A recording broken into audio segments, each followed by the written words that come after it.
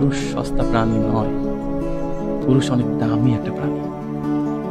পুরুষ কিচ্ছু চায় না, পুরুষ তার সংসার থেকে এই জীবন বাজি রাখার মতো যুদ্ধ করে বিনিময়ে একটু ভালোবাসা চায়। পুরুষ শুধু শুনতে চাই, আমরা তোমার প্রতি হ্যাপি, তোমার প্রতি খুশি আছি আমরা।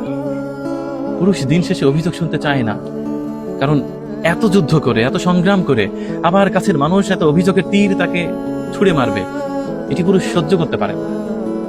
পুরুষ এত ব্যথা নিতে পারে না। পুরুষ খুব সেনসিটিভ একটি প্রাণী।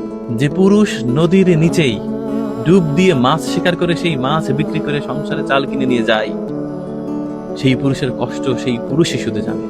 যে পুরুষ ইট ভাটায় সারা দিন কাজ করে, একটু ধসে পড়লেই একেবারে আগুনের মধ্যে পড়বে, সেই পুরুষও কিন্তু সংসারের জন্য করছে।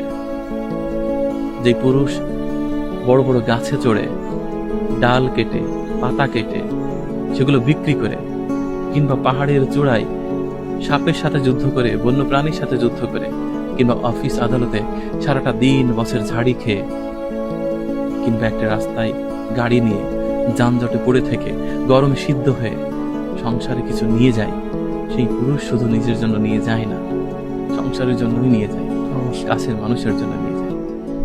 এই পুরুষগুলোর কষ্ট শুধু পুরুষই বোঝে। আবার এই পুরুষগুলো কখনোই সংসারের মানুষের কাছে গিয়ে তাদের গলা ধরে বলতেও যাবে না, সারাদিন তোমার জন্য কতবার জীবন বাজি রেখেছি, কতবার গাড়ি নিচে পড়তে গিয়েছি, কতবার আগুনে ঝাঁপ দিয়েছি, কতবার নদীর তলে ডুবেছি, কতবার গাছ থেকে পড়েছি, কতবার চাকরি হারাতে বসেছি, কতবার হৃদয়ের মধ্যে রক্তক্ষরণ হয়েছে, কতবার ভিজে গেছি, কবে কবে ঠান্ডা লেগেছে, জ্বর হয়েছে। কখনো সেই পুরুষ তার কাছের মানুষকে জড়িয়ে ধরে এই উপাখ্যান শোনাবে না। এটি পুরুষের উদারতা।